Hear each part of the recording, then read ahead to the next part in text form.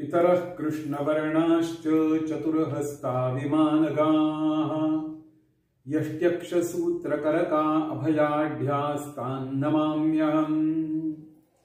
समस्त पितृभ्यो नमः। नमस्कार, मी सौ विभावरी गोडबोले पुन्हा एकदा आपल्या सगळ्यांचं मनपूर्वक स्वागत करते। श्राद्ध महालय या विषयाचा एक व्हिडिओ आपण नुकताच रिलीज केला।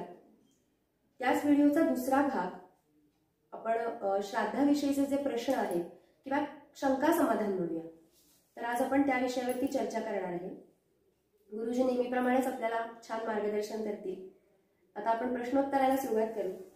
पहिला प्रश्न माझा असा आहे की श्राद्धाची जी तिथी आहे त्या दिवशी घरामध्ये सोयर सुतक असं काही असेल किंवा त्या दरम्यान आपण जर प्रवासात असू तर श्राद्धाचं नियोजन पुढे कसं करता येईल?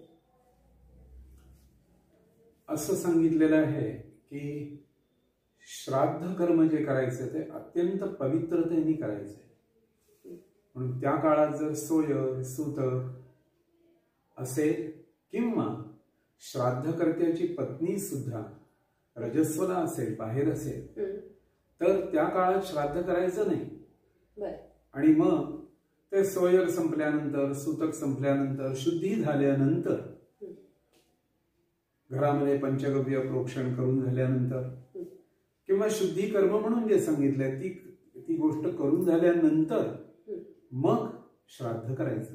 मग ती श्राद्धाची तिथी जरी नसली तरी त्याला अंतरित श्राद्ध असं म्हणतात आणि ते मग पुढे करता येत।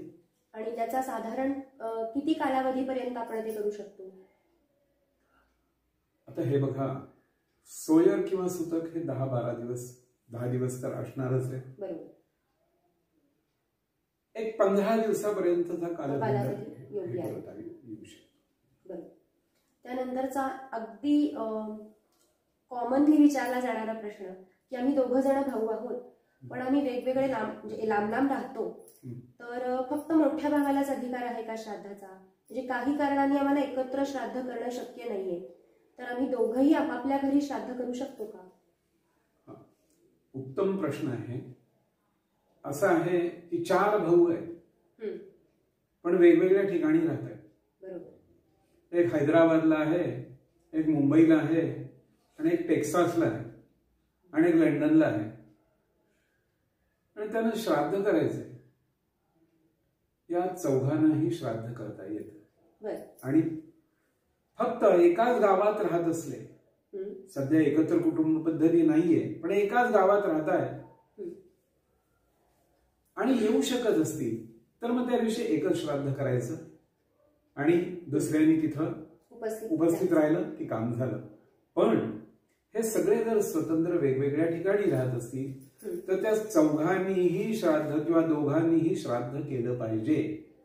आमचे भाऊ तिकडे करणार आहेत कोकणामध्ये आणि आमच्याकडे काही नाही, असलं नाही चालत। गरजेचंच आहे। पुढचा प्रश्न असा की सध्याचा जो प्रतिकूल काळ आहे किंवा काही संकट काळ म्हणूया आपण, अशा वेळी काही लोकांची अंत्येष्टी किंवा अंत्यकर्म व्यवस्थित पार पाडू शकत नाही आपण, काही लोकांना ती सोय नसते म्हणा किंवा मृतदेह सुद्धा मिळत नाही, काही काळ असा गेला मध्यंतरी, तर अशा वेळी ज्या व्यक्तींची अंत्येष्टी व्यवस्थित झाली नाही त्यांच्या श्राद्धाबद्दल काय पर्याय आहे? असं आहे, अंत्येष्टी अंत्यकर्म जोपर्यंत होत नाही तोपर्यंत पितृत्व येत नाही। तो जीवात्मा प्रेतात्मा अवस्थेमध्ये असतो, प्रेतावस्थेमध्ये असतो, म्हणून त्याला पितृत्व आल्याशिवाय तुम्ही केलेलं श्राद्ध तिथं पोहोचत नाही। तुम्ही खूप द्यायला जा पण तिथं तो घेऊ शकत नाही, तो पितृत्व येत आल्याशिवाय त्याला श्राद्ध मिळत नाही। मग काय करायचं?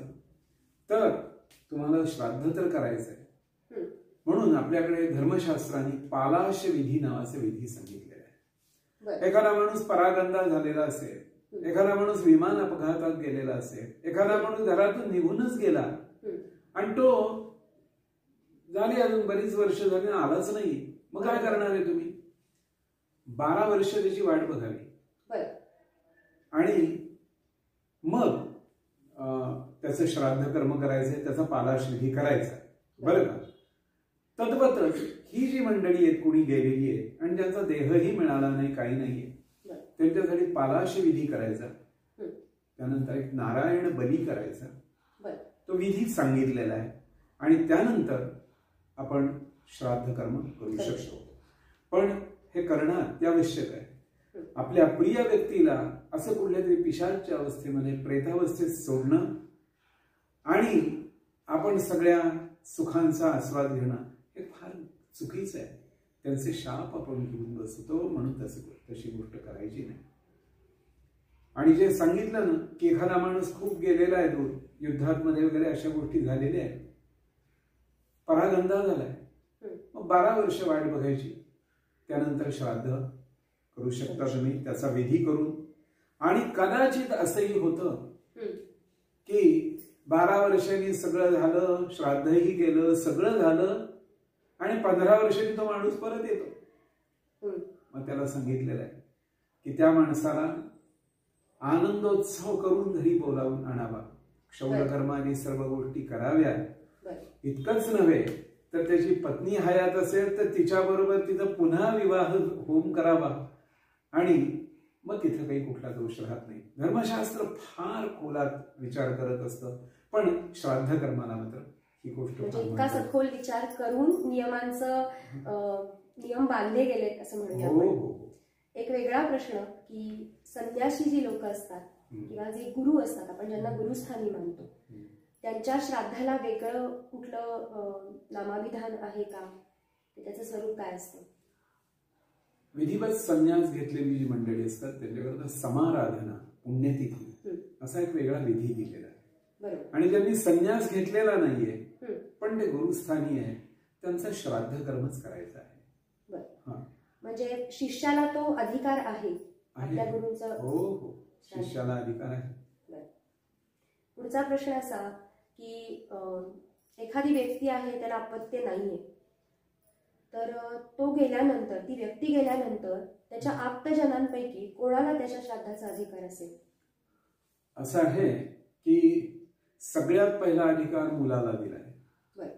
आता मुलगा नाहीये, मुलगी असेल तर जावई करू शकतो, बरं का. पण मुलीचा विवाह झालेला नाहीये तर ती मुलगी सुद्धा करू शकते, बरं का.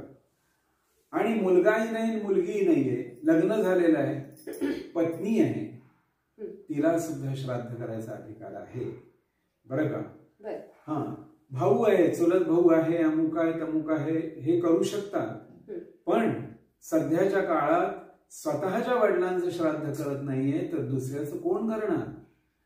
पण एखाद्या बाईला वाटतंय की माझ्या नवऱ्याचं मला श्राद्ध करायचंय, तर तिला सुद्धा अधिकार दिलेला आहे. आणि आम्ही जसं सव्य अपसव्य करतो ना, तसं त्यावेळी तिने एक स्वच्छ धुतलेला रुमाल आहे, सव्य म्हणलं की तो या बाजूला ठेवायचा, अपसव्य म्हणलं की या बाजूला ठेवायचा, पण श्राद्ध कर्म सगळं करायचा तिला सुद्धा अधिकार धर्मशास्त्राने दिलेला आहे. म्हणजे याच्यात श्राद्धाचे अधिकार दिले. आणि कोणीच नाहीये, एखादा माणूस ब्रह्मचारी आहे, लग्नही नाहीये, काहीच नाहीये, त्याचं नातेवाईक नाही, कोणी नाही, तर त्यावेळी सांगितलंय त्या गावाचा जो प्रमुख असेल, पूर्वी गावातला जो सरपंच असेल, काय ग्रामपंचायतीचा प्रमुख असेल, त्यांनी त्याची व्यवस्था करायची. राजानी करायचे त्या श्राद्ध. राजा म्हणजे गावातला तो असेल, तो आहे, कोण असेल तो. सध्याच्या काळात तुम्ही म्हणा नगरसेवक असेल, काय, ही गोष्ट थोडी हास्यास्पद वाटेल, पण ही गोष्ट आवश्यक आहे. धर्म जर टिकवायचा असेल तर या सर्व गोष्टींची आवश्यकता आहे म्हणून सांगतो. ज्याचा कोणी नाहीये, तू नगरसेवक म्हणून आहेस ना, तुझ्या ही पण जबाबदारी आहे, ही गोष्ट लक्षात ठेवायची. म्हणजे शास्त्रामध्ये खूप खूप सारे पर्याय दिलेले आहेत, फक्त त्याचा अवलंब करणे याचीच गरज आहे. पुढचा प्रश्न की मगाशी मागच्या व्हिडिओमध्ये आपण थोडंसं ह्याच्यावरती भाष्य केलेलं आहे की उत्तम श्राद्धाचा पर्याय कोणता? सर्वोत्तम श्राद्ध मला करायचंय तर मी काय पद्धतीने करावं? श्राद्ध जे आहे ना, आपण जसं लग्न कार्य मोठ्या आनंदाने आणि उत्साहाने करतो ना, श्राद्ध तसं करावं. काही हिरमुसल्या तोंडाने करू नये, बरं का. जे काही करावं ना ते चांगलं करावं, चांगले ब्राह्मण बोलवावे, वेदाध्ययन झालेले असले, शास्त्राध्ययन झालेले असले असे ब्राह्मण बोलवावे, त्यांची उत्तम पूजा करावी, त्यांना वस्त्र द्यावं, यज्ञोपवीत द्यावं, शक्य असेल त्यांनी अलंकार सुद्धा द्यावेत. कारण आमच्याकडनं म्हणले सुवर्ण पुष्प दक्षिणाम समर्पयामी, चांदी आहे, सोनं आहे, या गोष्टी द्याव्या. जेवायला सुद्धा ज्यांची ऐपत आहे त्यांनी चांगल्या पद्धतीने करावं. अरे चांदीची ताटं मांडलं तुमच्याकडे आहेत ना, मग ती बाहेर कधी काढायची का लॉकरला दाखवायची? ती त्याचा वापर करा ना. पदार्थ उत्तम सांगितले. त्यात सगळ्यात महत्वाचं म्हणजे खीर आणि भात. तांदूळाचीच खीर आहे, भात आहे, आणि त्यानंतर बाकीची जी व्यंजनं म्हणून म्हणतो आपण, कोशिंबीर आहे, भरीत आहे, चटणी आहे, त्याच्यामध्ये आमसुलाची चटणी असते. भाजीमध्ये अळूची भाजी विशेष आहे, अळूची वडी असते, उडदाचे वडे असतात, आणि आणखीन बाकीचे खूप सारे पदार्थ याच्यामध्ये सांगितले. काही निषिद्ध गोष्टी आहेत, कांदा लसूण तर नाहीच नाहीये, पण त्याचबरोबर गाजर किंवा मुळा किंवा टोमॅटो अशा गोष्टी बरेचशा सांगितलेल्या आहेत. आणि तुम्ही म्हणाल की फक्त खीरच करायची का? असं नाही, पुरणाची पोळी सुद्धा करू शकता, गुलाबजाम करू शकता, आम्रखंड करू शकता. अरे पण शक्यतो घरी केलेले पदार्थ वापरावे बरं का. बाहेरून जिलबी आणून वाढू नये बरं का. घरात करायचे पदार्थ. श्राद्ध जे आहे ना ते त्यांना पोचावं असं जर वाटत असेल तर अशा प्रकारे ब्राह्मण भोजन आहे, अग्नवकरण, अग्नीमध्ये आहुती आहे, आणि पिंडदान. त्या पिंडामध्ये पिंड सुद्धा गरम गरम असतो, पत्नीने करून दिला आणि ठेवला, आणि त्या पिंडावर जेव्हा पाणी देतो ना तेव्हा अन्नमय, हा जीव आहे हा अन्नमय आहे, म्हणून वाफेतून ते सगळं त्यांच्याकडे जाणार आहे. अन्नरसातून त्यांना सर्व गोष्टी प्राप्त होतात. म्हणून ही गोष्ट करायची. उत्तम श्राद्ध केल्यानंतर उत्तम संतती मिळते, असलेल्या संततीतले उत्तम गुण वाढतात, आणि सर्वार्थाने तुम्हाला सुखाची अनुभूती प्राप्त होते. जी लोक श्राद्ध करत नाहीत ते पुष्कळ काही गमावतात. म्हणतात वीरम वा वै पितरः प्रयंतो हरंती वीरम वा दरती. वीर म्हणजे उत्तम संतती पितर देतात, देव देत नाही. संतती द्यायचं काम पितरच करतात. म्हणून श्राद्ध करणं आवश्यक आहे. सध्या घराघरातली श्राद्ध संपली, त्यामुळे लोकांना वाटते आम्हाला मुलंच नको, आम्हाला बिनलग्नाचेच राहू. अशी का अवदस आठवली? त्याचं एकमेव कारण आहे, घरातलं श्राद्ध कर्म संपलं, पितृकर्म थांबलं, आणि म्हणून घरात मुलं बाळ खेळायला नाही. या सगळ्याचा विचार फार महत्वाचा. खूप छान माहिती मिळाली, आणि मला वाटतं की प्रत्येकाने उत्तम श्राद्ध करण्याची गरज आहे, आणि त्यातलं समाधान हे ज्याचा त्याला नक्की जाणवेल. तर लवकरच आपण पुढचा एक नवीन व्हिडिओ घेऊन भेटूया. तोपर्यंत धन्यवाद.